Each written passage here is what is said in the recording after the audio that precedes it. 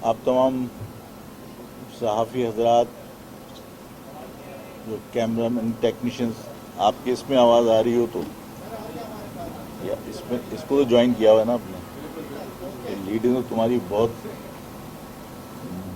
Effective है ना। जो सहाफ़ी हजरात हैं, जो यहाँ टेक्नीशियंस हैं, कैमरामैन हैं, उन सबको अस्सलाम वालेकुम और आपका बहुत बहुत शुक्रिया कि आप यहाँ तशरीफ़ लाए।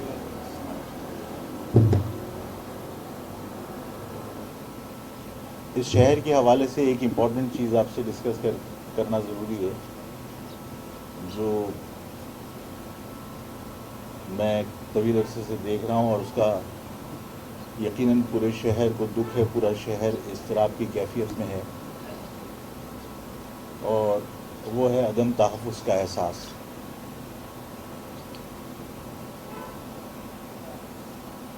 इस शहर में कोई महीना, कोई हफ्ता ऐसा नहीं जाता जिसमें मोबाइल स्नैचिंग, मोटरसाइकिल स्नैचिंग या गाड़ी छीनने में, इन स्ट्रीट क्राइम्स में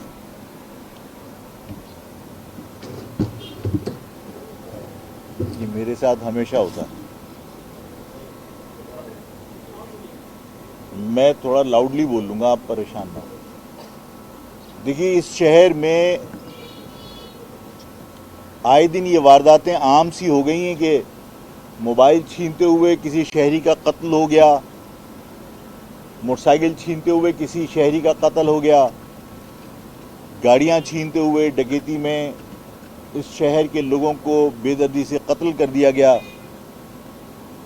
और इन वारदातों की वजह से पूरे शहर में अदम तहफ़्फ़ुज़ का एहसास शिद्दत इख्तियार कर रहा है और बहुत इज़्तिराब की कैफियत है।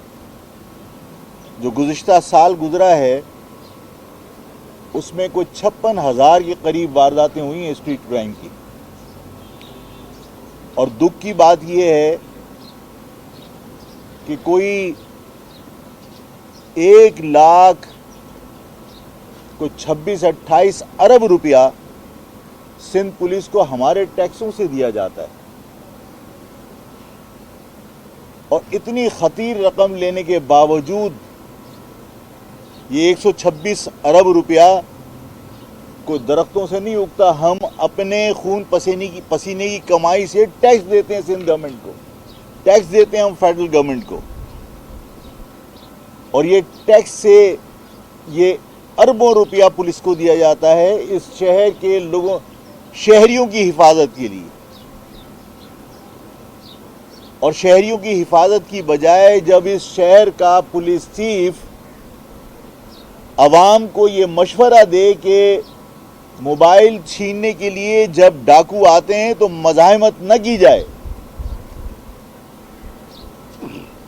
और उन्हें मोबाइल या गाड़ियां या मोटरसाइकिल हवाले कर दी जाएं, तो मेरा ख्याल है कि फिर जब आप तहफ़्फ़ुज़ फराहम करने की पोजीशन में नहीं हैं तो मैं हुकूमत से मुतालबा करता हूं कि इस अवाम को असलहा रखने की फिर खुली इजाज़त दी जाए ताकि वो अपने तहफ़्फ़ुज़ को यकीनी बना सके। जब पुलिस तहफ़्फ़ुज़ फराहम करने की बजाय पुलिस का चीफ ये कह दे कि आप मज़ाहमत मत कीजिए,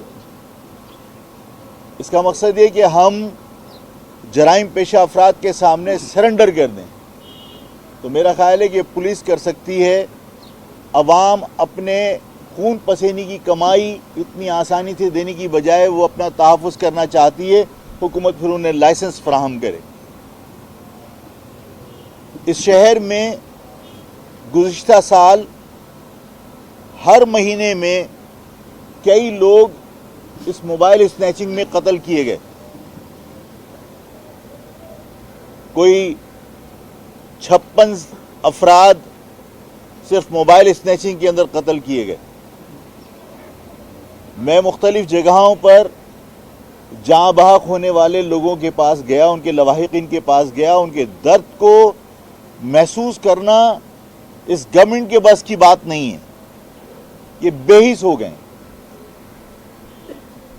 बाज़ नौजवान अपने घर का वाहिद सहारा थे, उम्मीद थे اور جتنے لوگ قتل ہوئے ان میں اکثریت نوجوانوں کی ہے.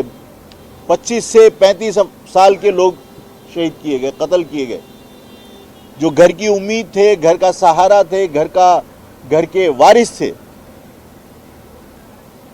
ہم نے یہ دیکھا ہے کہ سندھ میں, اندرون سندھ بھی کوئی حادثاتی موت ہو جاتی ہے تو پاکستان کی گورنمنٹ, سندھ کی گورنمنٹ انہیں بھاری رقوم ان کی مدد کے لیے فراہم کرتی ہے. یہ 56 افراد اس شہر کے اندر موبائل اسنیچنگ کے اندر قتل کر دیے گئے, کسی ایک کو 1 روپیہ سندھ گورنمنٹ نے اب تک جو ہے وہ امداد کے طور پر نہیں دیا. ہم آج اس پریس کانفرنس میں آپ کے توسط سے حکومت سے یہ مطالبہ کرنا چاہتے ہیں کہ نہ صرف اس شہر کے لوگوں کو اسلحہ لائسنس جاری کیے جائیں تاکہ وہ اپنا تحفظ کر سکیں, بلکہ ساتھ میں جو لوگ اب تک شہید ہوئے ہیں, جو لوگ جاں بحق ہوئے ہیں ان دہشت گردی کے واقعات میں, انہیں کم از کم فی کس 25-25 لاکھ روپے ان کو معاوضہ دیا جائے. معاوضہ نہیں, ان کی مدد کی جائے, کیونکہ کسی انسانی جان کا کوئی معاوضہ نہیں دے سکتا, تاکہ ان کے لواحقین کی مالی مدد کے ذریعے ان کی کچھ مشکلات کو کم کیا جا سکے. میرے اس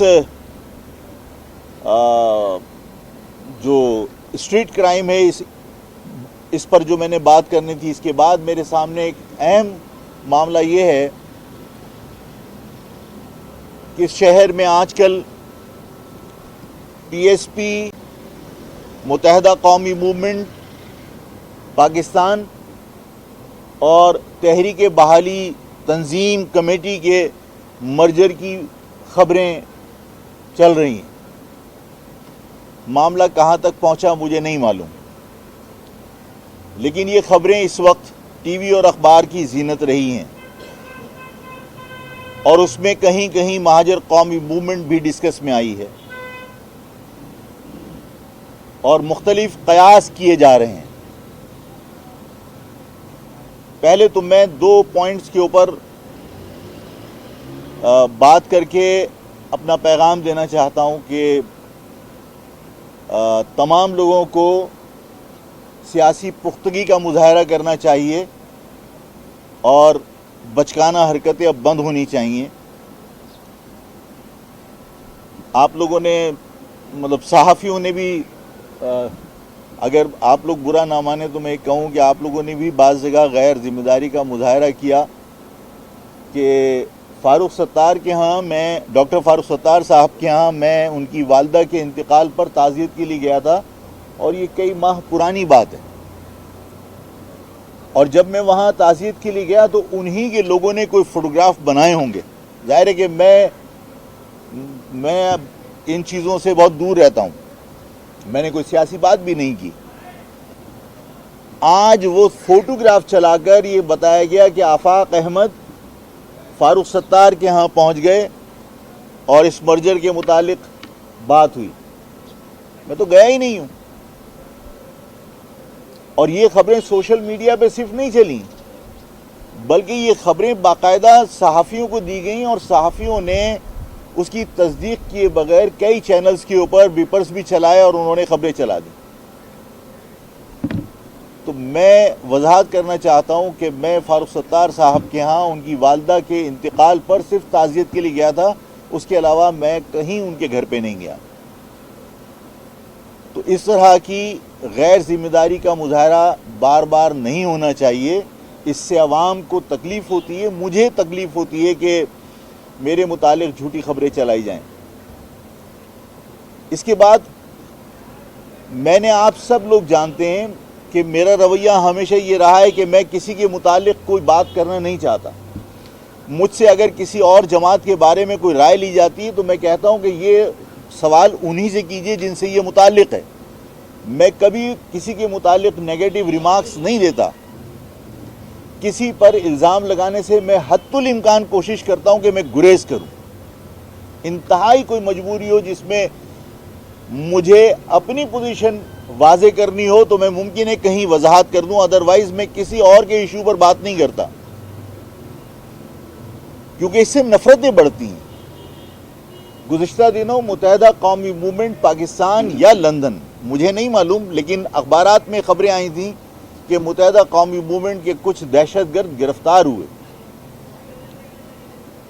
اگر متحدہ قومی موومنٹ پاکستان کو تردید کرنی تھی اس اخبار کی اور ٹی وی کی خبر کی، تو وہ یہ تردید کرتے کہ متحدہ قومی موومنٹ کا اس سے کوئی تعلق نہیں ہے، لیکن یہ الزام نہیں لگانا چاہیے تھا کہ ان کا تعلق حقیقی سے ہے۔ اس سے نفرتیں بڑھتی ہیں، اور یہ پریس ریلیز باقاعدہ جاری کی گئی، کوئی سوشل میڈیا کی خبر نہیں ہے، یہ غیر ذمہ داری کا مظاہرہ ہے۔ آپ وضاحت کیجئے کہ بھئی ان کا تعلق آپ کی پارٹی سے نہیں ہے، لیکن آپ کو یہ حق نہیں ہونا چاہیے کہ آپ کسی پارٹی سے اس کا رشتہ جوڑ کر پروپیگنڈا کریں۔ اس سے جو فاصلے کم ہونے چاہیے وہ فاصلے بڑھیں گے۔ تو میں متحدہ قومی موومنٹ کی قیادت سے بھی کہتا ہوں کہ اس غیر ذمہ داری کا مظاہرہ کرنے سے آئندہ گریز کیا جائے، کیونکہ اس شہر میں اس وقت متحدہ قومی موومنٹ، پی ایس پی اور بحالی تحریک، بحالی تنظیم کمیٹی کے جو سربراہ ہیں، ان کے مرجر کی خبریں عام ہیں۔ یہ تینوں ظاہر متحدہ قومی موومنٹ سے نکلے ہوئے دھڑے ہیں، مصطفیٰ کمال صاحب بھی، فاروق ستار صاحب بھی۔ یہ جو مرجر کی خبریں ہیں، اس میں کیا ہونے والا ہے، کیا ہوگا، یہ ظاہر ہے کہ یہ لوگ جو عمل کر رہے ہیں یہ ان سے پوچھا جائے، اور وہ میرا خیال ہے زیادہ بہتر بتا سکتے ہیں۔ لیکن میرے متعلق بھی ڈسکس کی گئی کہ گورنر صاحب نے، ٹیسوری صاحب نے آفاق احمد صاحب سے رابطہ کیا، اور وہ آفاق احمد نے فون ریسیو نہیں کیا، آفاق احمد کے گھر جائیں گے۔ تو میں وضاحت کرنا چاہتا ہوں، کیونکہ یہ تاثر نہ جائے کہ کوئی مہاجر بد تہذیب ہو سکتا ہے۔ مہاجر بد تہذیب نہیں ہوتے۔ گورنر صاحب کا فون آیا تھا، 2 مرتبہ فون آیا، میں کسی میٹنگ میں تھا، اور میٹنگ میں میرا فون سائلنٹ کے اوپر تھا، سائلنٹ تھا میرا فون۔ جب میں میٹنگ سے فارغ ہوا اور میں نے ان کی مسڈ کال دیکھی کہ انہوں نے کئی مسڈ کال ان کی لگی ہوئی تھیں، تو میں نے انہیں کال بیک کیا، لیکن اس وقت ممکن ہے کہ وہ مصروف ہوں، کال ریسیو نہیں ہوئی۔ تو میں نے اپنا فرض پورا کیا کہ کوئی بھی اگر کال آئی ہے تو میرا فرض بنتا تھا کہ میں کال بیک کروں، میں نے کال بیک کی تھی۔